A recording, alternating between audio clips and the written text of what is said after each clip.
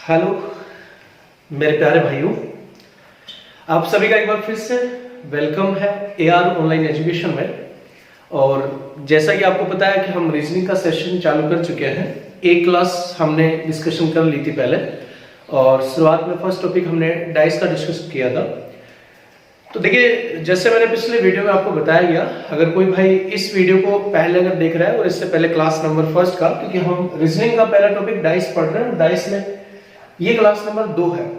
तो अगर आप क्लास नंबर 2 पे पहले क्लिक कर रहे हैं तो मैं उनसे रिक्वेस्ट करना चाहूंगा कि आप पहले डाइस की क्लास नंबर 1 देखिएगा, क्योंकि क्लास नंबर 1 अगर आप देखोगे तो एक कड़ी बन पाएगी जिससे आप डाइस का ओवरऑल कंप्लीट सिलेबस आप सीक्वेंस के साथ कंप्लीट कर पाएंगे। तो आप क्लास नंबर 1 देखने के बाद इस वीडियो को जरूर देखिएगा।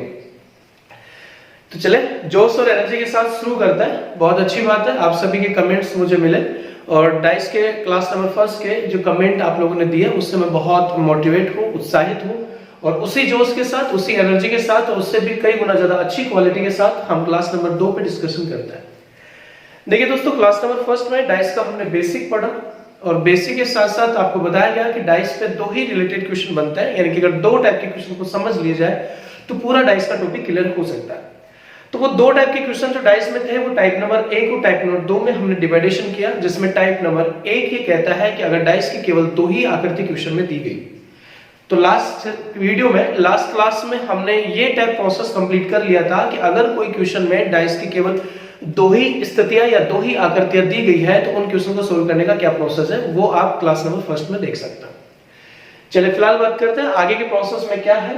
तो देखिएगा, जैसे कि मैंने बताया, क्लास नंबर फर्स्ट देखने के बाद अगर आप क्लास नंबर सेकंड देखेंगे तो आपको टाइप नंबर 2 का कॉन्सेप्ट मिलेगा। तो टाइप नंबर 1 हम वहां पढ़ चुके हैं, अब बात करते हैं हम टाइप नंबर 2 की। तो दोस्तों, टाइप नंबर 2 के प्रोसेस में आप देख पा रहे हैं ये डाइस का एग्जांपल है। टाइप नंबर 2 यदि 2 से ज्यादा पासे हो तो, अगर मैं कहना चाहूं मोस्ट ऑफ एसएससी एग्जाम के प्रोसेस में अगर बात करें या फिर रेलवे एग्जाम्स की बात करें तो ये टॉपिक बहुत इंपॉर्टेंट है, और ज्यादातर एग्जाम में जो क्वेश्चन पूछे जाते हैं वो 2 से ज्यादा आकृतियों से रिलेटेड क्वेश्चन पूछे जाते हैं। ये बेसिक आप समझते होंगे, पेपर्स वगैरह का नॉलेज आपको बेसिक है। तो ज्यादातर क्वेश्चन जो आता है वो 2 से ज्यादा डाइस के आकृतियों से रिलेटेड क्वेश्चन एग्जाम में ज्यादा पूछे जाते हैं। तो आज उसी मोस्ट इंपोर्टेंट क्वेश्चन पे हम डिस्कशन करेंगे कि यदि 2 से ज्यादा पासे की आकृतियां अगर क्वेश्चन में दी गई है तो उन क्वेश्चन को सोल्व करने का क्या तरीका है।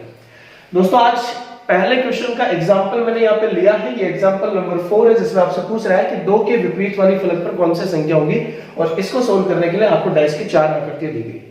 दोस्तों ध्यान दीजिएगा, ये जो क्वेश्चन है वो क्वेश्चन ओरिजिनल एग्जाम एसएससी 10+2 2012 में एसएससी ने एग्जाम में क्वेश्चन पूछा है।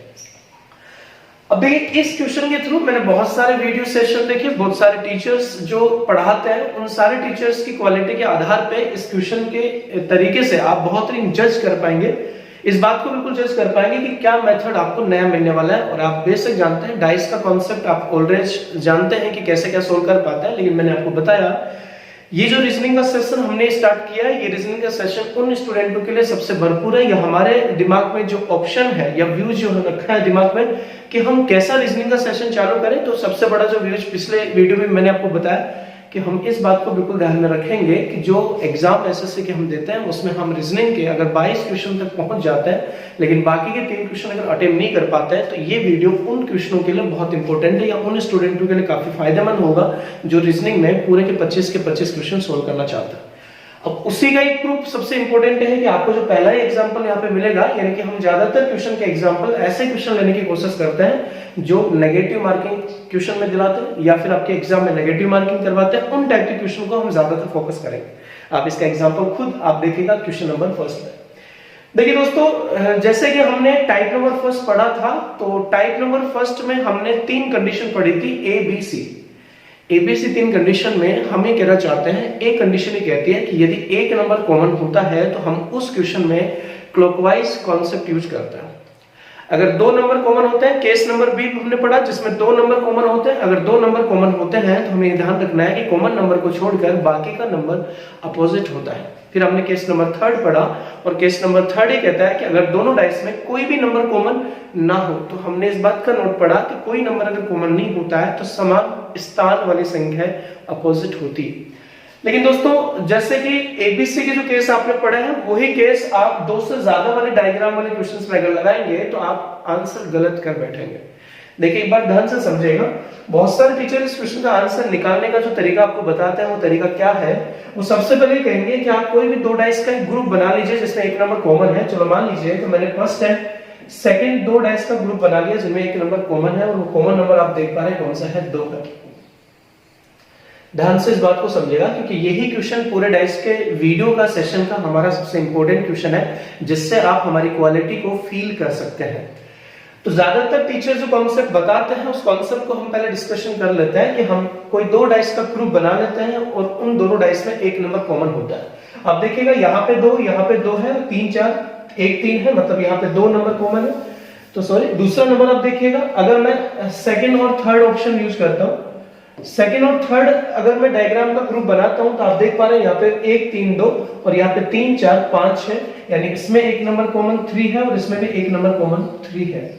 तो आप क्या करते हैं, इस कॉमन नंबर में क्लॉकवाइज यूज करते हैं। तो पहले वाले डाइस में अगर आप क्लॉकवाइज यूज करेंगे तो 3 2 1 होगा, और सेकंड वाले डाइस में आप क्लॉकवाइज यूज करेंगे तो 3 4 5 होगा।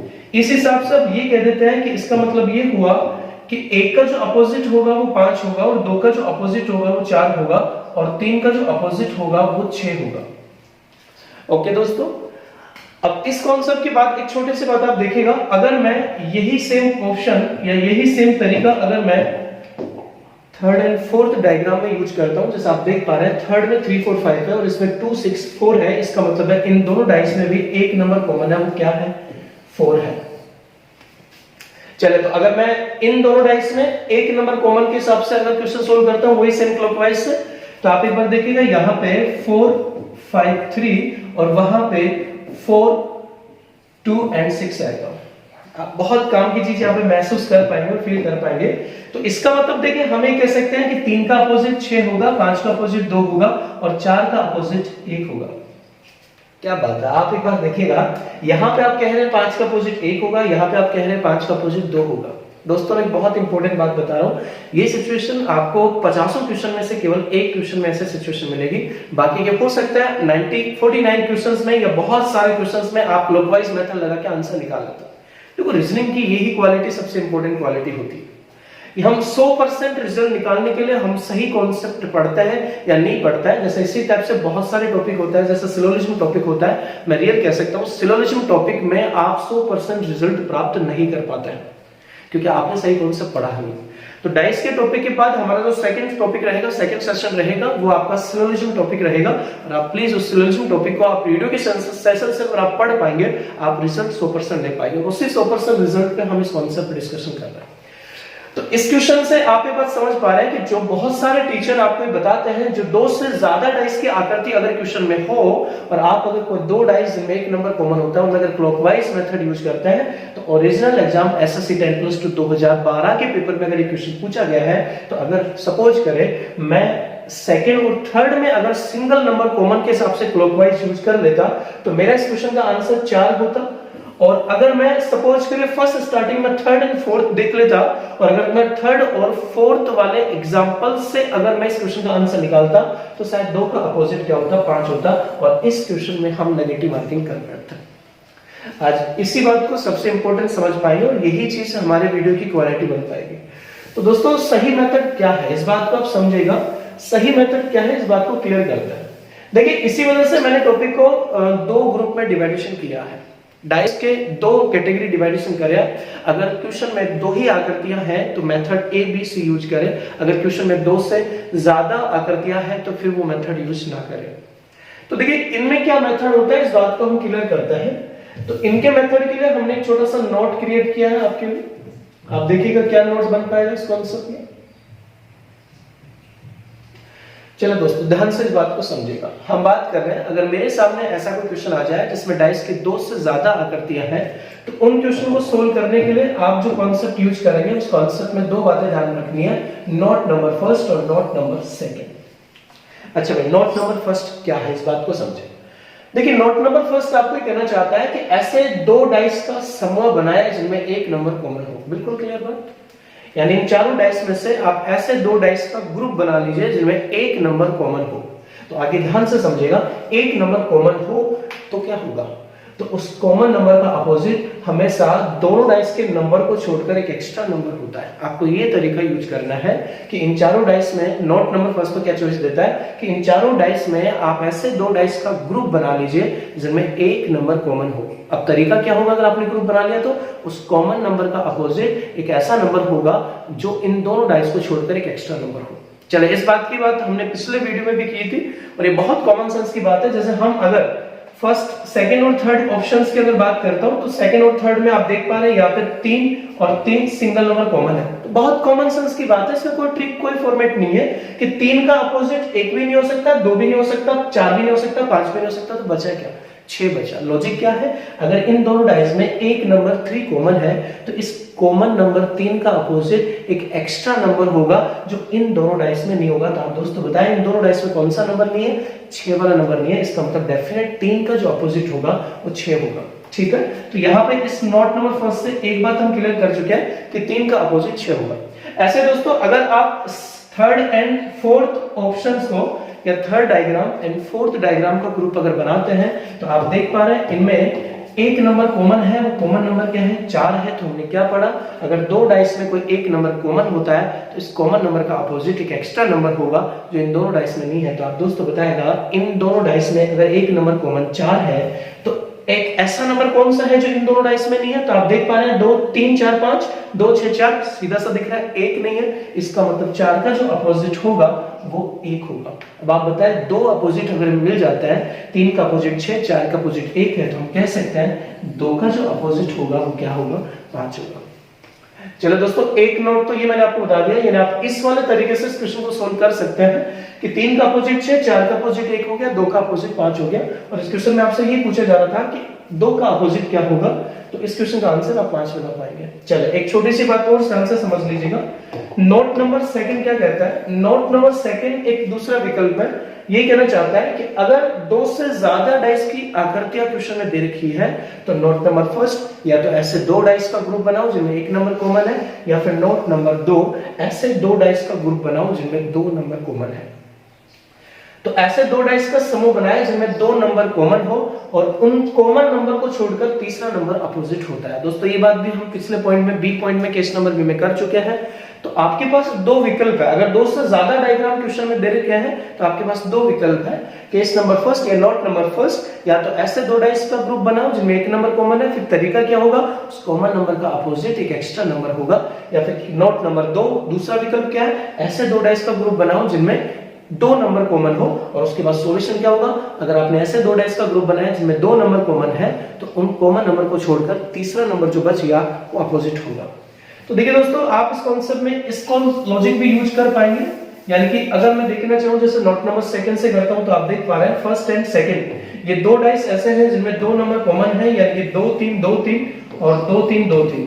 ठीक है, तो अगर मैं नोट नंबर सेकंड से क्वेश्चन का आंसर निकालता हूं तो इन दोनों डाइस में 2 नंबर कॉमन है, 2 3 2 3। तो आप ये कह सकते हैं लॉजिकली क्या है, अगर 2 3 कॉमन है तो कॉमन नंबर को छोड़कर बाकी का नंबर अपोजिट होगा, तो 4 का अपोजिट क्या हो जाएगा, 1 हो जाएगा। आप इन्हीं में ढूंढ के और कोई ग्रुप बना सकते हैं जिनमें 2 नंबर कॉमन है, जैसे 2 4 3 और 2 6 4। यानी कि आप एक बार देख पा रहे हैं फर्स्ट एंड लास्ट वाला ग्रुप भी आप देख पा रहे हैं, फर्स्ट वाला डायग्राम और लास्ट वाला डायग्राम देख पा रहे हैं। इसमें 2 3 4 और इसमें 2 6 4 है, तो इसमें भी कॉमन क्या है, इसके कॉमन के प्रोसेस में देखिएगा, यानी इसमें 2 नंबर 2 और 4 कॉमन है और इसमें 2 और 4 कॉमन है। तो सेम वो लॉजिक, अगर फर्स्ट एंड लास्ट वाले डायग्राम दोनों के ग्रुप में अगर 2 नंबर कॉमन है, 2 और 4, तो कॉमन नंबर को छोड़कर बाकी का 3 और 6 अपोजिट होगा। तो 3 का अपोजिट 6 होगा, बचा क्या, 2 का अपोजिट 5 हो जाएगा। तो देखिए मैं यही कहना चाहूंगा, इसी बात को आपको ध्यान में रखना है कि हमें एसएससी में नेगेटिव मार्किंग बिल्कुल नहीं करना है। 100% रिजल्ट अगर आपको निकाल के लेके आना है तो आप सही कॉन्सेप्ट पढ़ें। तो सही कॉन्सेप्ट बिल्कुल सटीक है, रूल हमने पहले ऑलरेडी पढ़ लिया। ऐसी बात नहीं कि नया रूल यूज कर रहे हैं, लेकिन क्लॉकवाइज का मेथड यूज करना या फिर समान स्थान वाली संख्या अपोजिट होता है, ये 2 से ज्यादा डायग्राम वाले क्वेश्चन में अगर आप लागू करेंगे तो आपको नेगेटिव या गलत चांसेस या रॉन्ग आंसर आपको मिल पाएगा। उम्मीद करते हैं क्वेश्चन आप समझ पाएंगे। और 2 से ज्यादा डायग्राम वाले हर क्वेश्चन का एक सिंगल ही तरीका मैं आपको बता रहा हूँ। या तो ऐसे 2 डाइस का ग्रुप बनाओ जिनमें 1 नंबर कॉमन है, या ऐसे 2 डाइस का ग्रुप बनाओ जिनमें 2 नंबर कॉमन है। अगर 1 नंबर कॉमन है तो याद रखिएगा उस कॉमन नंबर का अपोजिट एक एक्स्ट्रा नंबर होगा, और अगर 2 नंबर कॉमन है तो दोनों कॉमन नंबर को छोड़कर शेष नंबर अपोजिट होगा। चलो तो देखिए एक बार ध्यान से, इस क्वेश्चन को हम सोल्व अगर करें तो बेसिकली क्वेश्चन में आपसे ये पूछ रहा था कि 2 का विपरीत क्या होगा, तो 2 का विपरीत इस क्वेश्चन में क्या हो पाएगा, 5 हो पाएगा, और 5 इस क्वेश्चन का राइट आंसर बन पाएगा। ओके, चलो बहुत इजीली तरीके से हम इस बात को समझ चुके हैं। तो अब बात करते हैं नेक्स्ट एग्जांपल पे। अब देखिए हम क्वेश्चन पे अटैक कर रहे हैं, क्वेश्चन कितने सेकंड में निकल पाएगा इस कॉन्सेप्ट से। आपको फटाक से सबसे पहले ये देखना है कि मेरे एग्जाम में जो क्वेश्चन पूछा गया मुझसे वो 2 डायग्राम का क्वेश्चन है या 2 से ज्यादा डायग्राम का क्वेश्चन है। तो आप देख पा रहे हैं 2 से ज्यादा डायग्राम का क्वेश्चन है, तो आपके दिमाग में 2 ही बातें आनी चाहिए, या तो ऐसे 2 डाइस का जोड़ा बनाएंगे जिनमें 1 नंबर कॉमन है, या ऐसे 2 डाइस का जोड़ा बनाएंगे जिनमें 2 नंबर कॉमन है। चलो दोस्तों ध्यान से देखिएगा, यदि ऊपर वाली फलक पर 1 लिखा है तो नीचे वाली फलक पर क्या होगा, ये क्वेश्चन पूछने का एक तरीका है। अगर ऊपर वाली फलक पे 1 लिखा है तो नीचे वाली फलक पे क्या होगा, इसका मतलब है 1 के अपोजिट पूछ रहा है। तो हमें ज्ञात करना है 1 के अपोजिट क्या होगा। दोस्तों अगर आप एसएससी एग्जाम अगर क्लियर कर रहे हैं या एसएससी एग्जाम की प्रिपरेशन कर रहे हैं तो आप जानते हैं बेसिक इस बात के लिए कि एग्जाम में बहुत कम टाइमिंग दिया जाता है। तो मैं आपको एक बहुत छोटी सी बात आपको समझाना चाहता हूं जिससे आप मात्र 2 सेकंड में आंसर क्लिक कर सकते हैं, ओनली मात्र 2 सेकंड में। ध्यान दीजिएगा, अगर 2 से ज्यादा डाइस की आकृतियां दी गई है और हमें 1 का अपोजिट पूछ रहा है, तो दोस्तों एक कोशिश कीजिएगा, आप सबसे पहले ये कोशिश कीजिएगा क्या इन चारों डाइस की आकृतियों में से ऐसे 2 डाइस का ग्रुप बन सकता है जिसमें 1 ही कॉमन हो, 1 नंबर कॉमन हो, और वो कॉमन नंबर भी क्या होना चाहिए, 1 ही होना चाहिए। अगर मुझे ये पूछा जा रहा है कि 1 का अपोजिट क्या होगा, तो आप दिए गए डाइस की आकृतियों में से ऐसे 2 डाइस का ग्रुप बनाने की कोशिश करो जिनमें 1 नंबर कॉमन हो, वो कॉमन नंबर 1 ही हो। तो आप एक बार फटाक से देख पाएंगे, first and third and last जो 4th नंबर का डायग्राम दिख रहा है, अगर मैं इन दोनों का ग्रुप बनाता हूं तो मुझे बिल्कुल दिख रहा है कि इन दोनों में 1 ही नंबर कॉमन है, वो 1 नंबर क्या है, 1 है। तो मैं क्या बता चुका हूं, अगर इन दोनों डाइस में 1 नंबर कॉमन है तो इस कॉमन नंबर का अपोजिट एक एक्स्ट्रा नंबर होगा जो इन दोनों डाइस में नहीं होगा। तो आप बताएं दोस्तों इन दोनों डाइस में कौन सा नंबर नहीं है, 2 नहीं है, इसका मतलब है 1 का अपोजिट 2 होगा, और ये क्वेश्चन का आंसर बन पाएगा। ओके, तो बहुत इजी मेथड है, आराम से आप डाइस का टॉपिक क्लियर कर पाएंगे। जैसे मैंने कि आपको बताया था ऑलरेडी कि रीजनिंग एक ऐसा सब्जेक्ट है एसएससी में जो बहुत आसानी से कवर हो सकता है। मात्र 45 दिन की क्लासेस रेगुलर आप लेते हैं, हर एक टॉपिक को सिंगल बार अगर आप पढ़ते हैं, आपका रिजल्ट 25 में 25 का ही रहेगा। सही तरीके से अपन मेहनत करें और प्रैक्टिस करें। चलो दोस्तों, मैंने 2 ही क्वेश्चन यहाँ पे लिए क्योंकि हम तीसरा जो क्लास रखेंगे वो ओनली एक्सरसाइज क्लासेस रखेंगे, जिसमें हम एसएससी एग्जाम्स में पूछे गए बहुत अपवाद स्वरूप क्वेश्चन जो मान लीजिए या बहुत टिपिकल जो क्वेश्चन एग्जाम में पूछे गए उन क्वेश्चन की प्रैक्टिस के लिए अलग सेशन रखेंगे। अभी हम फिलहाल only type wise single question के साथ साथ प्रैक्टिस कर रहे हैं। देखिए हमने टाइप नंबर 1 में पढ़ा अगर 2 डाइस से कैसे सोल्व करेंगे, टाइप नंबर 2 हमने पढ़ा 2 से ज्यादा डाइस है तो कैसे सोल्व करेंगे, एक हमने टाइप नंबर 3 और बनाया इस क्वेश्चन में, लेकिन ये कोई ज्यादा स्पेशल टाइप नहीं है, बस उसी कॉन्सेप्ट से रिलेटेड क्वेश्चन है। अच्छा भाई, टाइप नंबर 3 में क्या अपन पढ़ रहे हैं, टाइप नंबर 3 में पढ़ रहे हैं कि ओपन डाइस एक खुले पासे पर आधारित पासा। दोस्तों जैसे आपको बताया गया था कि डाइस एक बॉक्स होता है, मान लीजिए गत्ते का बना हुआ एक बॉक्स है जिसकी 6 पृष्ठ होती है, तो अगर उस गत्ते के बने बॉक्स को मैं काट के अगर खोल दूं, बस उसके पृष्ठों को मैं अलग अलग ना करूं, तो उसके गत्ते के बॉक्स को जब हम खोलते हैं तो खोलने पे जो आकृति बनती है उसी आकृति को हम ओपन डाइस से खुला पासा कहते हैं। तो देखिए दोस्तों क्वेश्चन में क्या होता है, आपको कई बार एग्जाम्पल में इस टाइप से खुला पासा का शेप देता है और आपसे पूछता है कि कौन सा किसके अपोजिट होगा। तो आज हम छोटी सी बात इस बात का डिस्कशन करेंगे, अगर ओपन डाइस दिया गया है तो अपोजिट नंबर कैसे देखे जाता है, क्योंकि अभी तो हमने डाइस में पढ़ा था। तो क्वेश्चन ये कहना चाहता है कि नीचे दी गई व्यवस्थाओं से एक पासा बनाया जाए तो 1 के विपरीत वाली फलक पर कौन सा संख्या होगी। मैंने इसके लिए 3 एग्जाम्पल लिए ताकि तीनों एग्जाम्पल में हम समझ पाए। देखिए दोस्तों, वैसे तो आदमी या किसी स्टूडेंट को बेसिक नॉलेज होना बहुत जरूरी होता है, यानी ट्रिकी नॉलेज के साथ साथ बेसिक नॉलेज होना जरूरी है। वैसे तो हम कह सकते हैं कि 1 छोड़कर अगला नंबर हमेशा अपोजिट होता है, तो 2 का अपोजिट 4 हो जाएगा, लेकिन आपको समझना है कि ऐसा क्यों होता है, क्योंकि बहुत सारे क्वेश्चन आजकल एसएससी में ऐसे पूछे जाते हैं जिनमें ट्रिकी मेथड जो होता है वो फेल हो जाता है, वहां हमारा आध्यात्मिक यानी माइंड का जो नॉलेज होता है वो ही यूज हो पाता है। दोस्तों ध्यान से इस बात को आप समझिएगा, ये एक ओपन डाइस है यानी पासे का खुला प्रसारित रूप है। अगर हम इसको वापस फोल्ड करेंगे तो आप किसी भी चीज को आधार मान सकते हैं। मान लीजिए मैंने इस 3 को बेस मान लिया, नीचे मान लिया, तो हम क्या करेंगे, इस 3 को बेस मानने के साथ साथ ये इधर वाला जो 5 वाला पृष्ठ आपको दिख रहा है, इस पृष्ठ को हम खड़ा करेंगे। तो यहाँ पे एक इमेजिनेशन आप कीजिएगा दिमाग में थोड़ा सा कि अगर 3 को हम नीचे मान लेते हैं तल पे, तो इस 5 को हम ऐसा खड़ा करेंगे तो इधर बगल में 5 हो जाएगा। ऐसे इस 4 को हम खड़ा करेंगे तो 5 4 3 हो गया। ऐसे इसको अगर हम खड़ा करेंगे, देखो इसको हमने बेस माना है, तो इसको अगर स्टेट करेंगे तो यहाँ पे तो 2 हो जाएगा, लेकिन 2 के भी ऊपर 6 होगा। अब उस 6 वाले पृष्ठ को, यानी कि 2 और 2 के ऊपर 6 होगा, तो 6 वाले पृष्ठ को हम बंद करेंगे तो एक इमेज हम दिमाग में बना सकते हैं कि यहां से 2 आएगा और 2 के ऊपर 6 आएगा, तो वो जो 6 आएगा वो 3 के जस्ट सामने आएगा। समझ पा रहे बात को? इधर क्या था, 5 था।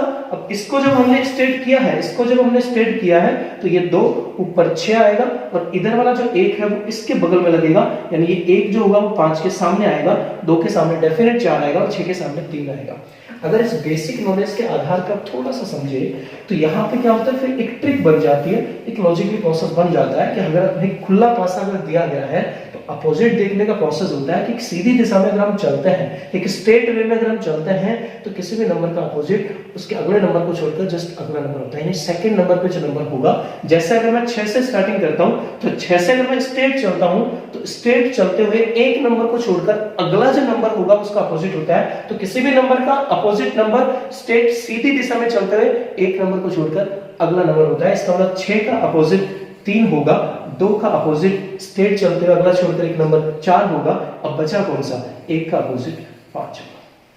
तो एक तो ये लॉजिक हम यूज कर सकते हैं कि किसी भी नंबर का जो अपोजिट होता है वो बिल्कुल स्ट्रेट चलते हुए एक नंबर को छोड़कर अगले नंबर पे जा सकते हैं। जैसे हम अगले कॉन्सेप्ट को अगर यूज करेंगे तो बहुत इजीली आप निकाल पाएंगे। 2 का अपोजिट 4 होगा क्योंकि 1 छोड़कर अगला नंबर, 6 का अपोजिट 3 होगा, 1 छोड़कर अगला नंबर, और 1 का अपोजिट क्या हो जाएगा, 5 हो जाएगा। ओके दोस्तों, तो 1 का अपोजिट 5 हो जाएगा। अब देखिए, मैं वाकई में आपको बिल्कुल ऐसा नहीं कि मैं केवल ओनली थोड़ा बहुत ज्ञान देके निकल जाऊंगा, ऐसा कुछ करूंगा। मैं वो चीज डिस्कशन जरूर करूंगा जो कॉन्सेप्ट से रिलेटेड नहीं होती है, उनसे हटके होती है। अब दोस्तों, जैसे ये वाला लॉजिक अगर मैं यूज करता हूं उस कॉन्सेप्ट में, तो केवल एक नंबर का अपोजिट मैं कैलकुलेट कर सकता हूं कि 5 का अपोजिट क्या होगा, 4 होगा, क्योंकि 1 छोड़कर अगला नंबर आ गया। लेकिन बाकी किसी स्थिति में अगर आप 1 का अपोजिट जाते हैं तो 2 के आगे इधर कोई है नहीं, 3 का अपोजिट चाहते हैं तो 6 का प्रोसेस बनेगा नहीं। तो ऐसे स्थिति में हम क्या करते हैं, इमेजिनेशन कर सकते हैं। जैसे मैंने वही चीज आपको बताई थी कि यार ये डाइस जब हम क्लोज वापस करेंगे तो वापस क्लोज करने में क्या स्थिति बनेगा। तो मान लीजिए एक बार के लिए, जैसे आप मान लीजिए कि हम इस 4 को बेस मान लेते हैं, यानी ये 4 जो है वो तल हो गया, जमीन पे टच होने वाला हो गया। तो आप बताइए ये 3 इसके स्टेट हो जाएगा, और उसके बाद 3 अगर स्टेट होगा तो इधर 3, इधर नीचे 6 होगा। तो 6 को हम ऐसे क्लोज करेंगे, यानी इधर से क्लोज करेंगे, उसके सामने ये आएगा। इसका मतलब 2 का अपोजिट क्या निकल के आएगा, 6 अपोजिट निकल के आएगा 2 का। और इसी प्रकार देखिएगा, हम जब इसको स्ट्रेट करेंगे तो ये 2 ऊपर 5 होगा, 5 को स्ट्रेट करेंगे, इसका मतलब 5 का अपोजिट क्या होगा, 4 होगा। और इसी प्रकार 1 का अपोजिट क्या निकल पाएगा, 3 निकल पाएगा। आपको तो ये चीज बहुत अलग चीज है, अलग कॉन्सेप्ट से रिलेटेड पॉइंट है। तो इसके लिए आप थोड़ा सा माइंड एग्जांपल थोड़ा बनाएंगे और इजीली प्रोसेस करेंगे, या ओपन डाइस को थोड़ा इमेज करेंगे तो आप इस बात को समझ पाएंगे। लेकिन जब ऐसी सिचुएशन बनती है तो आप बहुत इजीली कैलकुलेट कर सकते हैं किसी नंबर का अपोजिट एक नंबर छोड़कर अगला नंबर जो होता है उसका अपोजिट होता है। ठीक है, चलो दोस्तों नेक्स्ट पॉइंट की बात करते हैं। तो कुछ और रिलेटेड क्वेश्चन हमने डिस्कशन किए हैं इस पॉइंट पे जो एग्जाम से पूछे गए। तो जो भी क्वेश्चंस हमें डिस्कशन करने जा रहे हैं वो एग्जाम से रिलेटेड क्वेश्चन। तो ये दोस्तों डाइस का टॉपिक लगभग पूरा कंप्लीट हो चुका है। एक बात और क्लियर कर देता हूं, हम डाइस पढ़ रहे हैं। इन डाइस में वो क्वेश्चन शामिल नहीं होते हैं कि हम घन को चारों तरफ लाल रंग से रंग देते हैं, तो वो घन और घनाभ से रिलेटेड क्वेश्चन होता है जिसका अगला टॉपिक आपका डिस्कशन रहेगा। फिलहाल ओनली डाइस से रिलेटेड क्वेश्चन अपन पढ़ रहे हैं। अच्छा, एक एक्सरसाइज क्वेश्चन देखिएगा। देखिए, ओपन डाइस से रिलेटेड हमने क्वेश्चन देखा, उसको समझा कि ओपन डाइस में क्या होता है, खुला पासा होता है, उसको हम बंद कैसे करते हैं, ध्यान से समझेगा। क्वेश्चन ये कहना चाहता है कि दिए गए डिजाइन को मोड़कर निम्नलिखित 4 पासों में से कौन सा पासा बनाया जा सकता है। दोस्तों एसएससी ने इस क्वेश्चन को 2 बार पूछा था। तो ये एक ओपन डाइस दे रखा है और आपसे पूछ रहा है कि इस ओपन डाइस को अगर मोड़कर एक पासा बनाया जाए तो पासा जो बनाया जाएगा वो ऑप्शंस के आधार पर चेक करना है कि किस तरह से बन पाएगा। ऑप्शन फर्स्ट और ऑप्शन सेकंड का मतलब है कि एक ही क्वेश्चन को 2 अलग अलग बार एग्जाम में पूछा जा चुका है। तो देखिए, इस क्वेश्चन में थोड़ा सा ध्यान से समझेगा। अगर यहाँ पे आप देख पा रहे हैं तो सिंपल समझ पा रहे हैं, ये जो व्हाइट वाला बिल्कुल खाली भाग है वो इस व्हाइट वाले खाली भाग के ही अपोजिट होगा, क्योंकि एक फलक को छोड़कर अगले फलक पर अगर मैं जाता हूं तो वो अपोजिट आता है। तो इसका मतलब है कि इस व्हाइट वाले भाग का अपोजिट ये व्हाइट होगा। इसी प्रकार यहाँ पे भी आप देखिएगा, ये जो व्हाइट वाला भाग होगा इसका भी अपोजिट व्हाइट ही होगा। दोस्तों चारों पृष्ठ सेम दिखने वाले पृष्ठ है, व्हाइट का अपोजिट व्हाइट होगा, इस व्हाइट का अपोजिट व्हाइट होगा। अब ये जो पृष्ठ आपको दिख पा रहा है, ये जो पृष्ठ है वो इसका बेस है, यानी एक ये बेस में एक पृष्ठ बन रहा है और इस पृष्ठ पे एक चिन्ह अंकित है, सर्किल का चिन्ह अंकित है। अच्छा, ध्यान से इस बात को समझेगा। अगर मैं इस बीच वाले पृष्ठ को तल मानता हूं तो इस बीच वाले पृष्ठ के चारों तरफ जो चार खाली व्हाइट वाले पृष्ठ है उन सबको अगर मैं ऐसे स्ट्रेट करूंगा, खड़ा करूंगा, इसको स्ट्रेट कर दिया, इसको स्ट्रेट किया, इसको स्ट्रेट और इसको भी स्ट्रेट किया, तो उसके बाद ध्यान से इस बात को समझेगा, ये वाला त्रिभुज और ये वाला ब्लैक त्रिभुज, ये व्हाइट वाला जो त्रिभुज होगा, ये चारों त्रिभुज जब मोड़ेंगे, यानी ऊपर स्ट्रेट होने के बाद इनको जब हम मोड़ेंगे, तो मोड़ने के बाद जैसे ये वाला त्रिभुज मोड़ेगा तो ऊपर बिल्कुल एक ब्लैक त्रिभुज बनाएगा, इधर वाला त्रिभुज मोड़ेगा तो एक ब्लैक त्रिभुज बनाएगा और इस प्रकार ये खाली खाली भाग होगा और ये एक ऐसी आकृति बना पाएगा, यानी इसमें दो ब्लैक त्रिभुज आपस में टच होंगे और इधर दोनों त्रिभुज जो होंगे वो व्हाइट होंगे और ये जो होगा वो इसका अपोजिट होगा। देखिए मैंने जैसे आपको बताया कि हम अच्छे क्वेश्चन का डिस्कशन करेंगे, तो देखिए ओपन डाइस से हम इस बात को समझ चुके हैं कि व्हाइट का अपोजिट व्हाइट है, व्हाइट का अपोजिट व्हाइट है, लेकिन इस सर्किल वाले पृष्ठ का जो अपोजिट होगा वो इन चारों छोटे त्रिभुजों को बंद करके जो पृष्ठ बनेगा और वो इस तरह का पृष्ठ बनेगा, वो इसका अपोजिट होगा। तो दोस्तों ध्यान से एक बात समझेगा, अगर इस सर्किल वाले पृष्ठ का अपोजिट ये त्रिभुज वाला पृष्ठ है तो आप खुद बताएं क्या पहला ऑप्शन आपका राइट ऑप्शन हो सकता है? नहीं हो सकता। अच्छा, पहला ऑप्शन राइट क्यों नहीं हो सकता? क्योंकि पहले ऑप्शन में तो ये जो पृष्ठ आपको दिख रहा है इस पृष्ठ पे मात्र एक ही ब्लैक त्रिभुज है, लेकिन आप जानते हैं यहाँ पे ये आधा ये ब्लैक त्रिभुज और ये ब्लैक त्रिभुज बन के यहाँ पे डबल ब्लैक त्रिभुज वाला पृष्ठ बनाएंगे, तो ये पृष्ठ तो इस ओपन डाइस का पॉसिबल पृष्ठ है ही नहीं, इसका मतलब पहला डायग्राम पॉसिबल नहीं है। दोस्तों ध्यान से एक बार देखिएगा, मैं क्रॉस करते जाऊंगा, आपको तो 3 नंबर ऑप्शन भी राइट नहीं होगा और 3 नंबर ऑप्शन राइट इसलिए नहीं होगा कि अगर सर्किल वाले का अपोजिट ये ब्लैक ट्रायंगल वाला पृष्ठ होगा तो हम एक बात पहले से डिस्कशन कर चुके हैं, अगर 2 नंबर अपोजिट होते हैं तो डाइस के शेप में जो 3 नंबर दिखाई देते हैं या 3 पृष्ठ दिखाई देते हैं उन तीनों पृष्ठ में अपोजिट दो अपोजिट नंबर दिखाई नहीं दे सकते। यानी कि मैं कह सकता हूं कि अगर सर्किल और ब्लैक ट्रायंगल अगर अपोजिट है तो डाइस का जो डायग्राम बनेगा उसमें सर्किल और ब्लैक ट्रायंगल में से एक ही दिखाई देगा और यहाँ पे दोनों दिखाई दे रहे हैं, इसका मतलब 3 नंबर ऑप्शन भी नहीं हो सकता। दोस्तों ये क्या है, आप देख पा रहे हैं यहाँ पे आधा ट्रायंगल है और इसका शेप ऐसा ना बन के ऐसा बनेगा, आप देख पा रहे हैं यहाँ पे शेप, तो इसका मतलब 2 नंबर ऑप्शन भी रॉन्ग ऑप्शन होगा। अब बचा कौन सा? 4 नंबर ऑप्शन। जब 3 ऑप्शन कैंसिल हो चुके हैं तो हम बेशक ही कह सकते हैं कि चौथा ऑप्शन राइट होगा। फिर भी इस बात को आप समझ सके, देखिए यहाँ पे फिर भी समझ लेते हैं इस बात को कि ये बात बिल्कुल क्लियर क्यों है। यहाँ पे आपको एक पृष्ठ दिख रहा है, सर्किल वाला पृष्ठ दिख रहा है, लेकिन आपको ब्लैक ट्रायंगल वाला पृष्ठ नहीं दिख रहा है। इसका मतलब है सर्किल वाले पृष्ठ के पीछे ब्लैक ट्रायंगल वाला पृष्ठ छिपा हुआ है। ऐसे देखिए व्हाइट व्हाइट 2 बार दिख रहा है, सर दोनों व्हाइट कैसे साथ आ गए? भाई इस व्हाइट का अपोजिट नीचे व्हाइट छिपा हुआ है और इस व्हाइट का अपोजिट पीछे व्हाइट है, क्योंकि यहाँ पे व्हाइट 4 पृष्ठ है। तो बेसिकली ऐसे क्वेश्चन को क्या करते हैं हम ऑप्शन से क्लियर करते हैं, ऑप्शन से रॉन्ग करते हैं, यानी जो रॉन्ग ऑप्शन है उनको हटाते जाता है, बाकी राइट ऑप्शन जो होता है वो आखिरी में आपका बच जाता है। चलो एक बार और प्रैक्टिस आपकी हो जाएगी।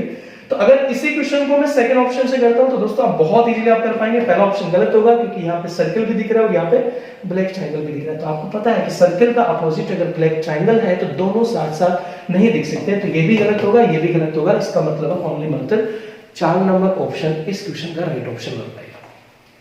उम्मीद करते बात आप समझ पाएंगे। 1-2 एग्जांपल हमने और इस टाइप के लिए उन पे भी डिस्कशन करते हैं।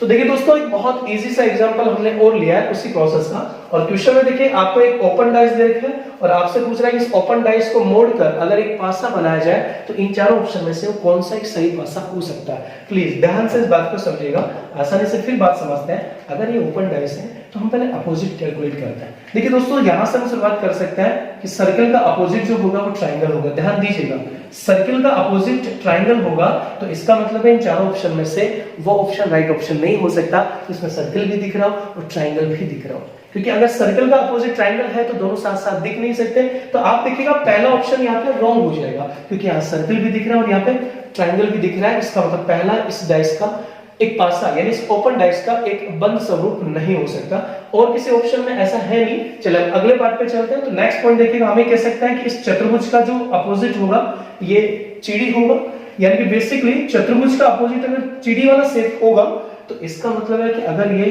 चतुर्भुज दिखेगा तो ये चिड़ी वाला शेप नहीं दिखना चाहिए। तो आप इन ऑप्शन में ऐसा कोई डायग्राम ढूंढने की कोशिश करो जिसमें ये दोनों आकृतियां दिखाई दे रही हो। तो आप एक बार ध्यान से देखिएगा, लास्ट 4 नंबर ऑप्शन आप देख सकते हैं, इसमें चतुर्भुज भी दिख रहा है और ये चिड़ी का शेप भी दिख रहा है। इसको 4 नंबर ऑप्शन आपका राइट ऑप्शन नहीं हो सकता।